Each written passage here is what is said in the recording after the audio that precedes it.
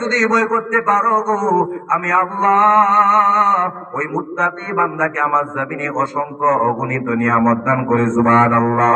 বলে বান্দা তুমি জানো গো, তোমার সম্মান আমার কাছে কত বাইরে যায়, বৃদ্ধি পেয়ে যায়।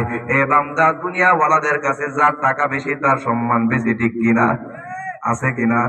যার টাকা বেশি হয় আমরা সম্মান তারে বেশি করি। দুনিয়াওয়ালাদের কাছে যার ক্ষমতা বেশি তাকে সম্মান করি।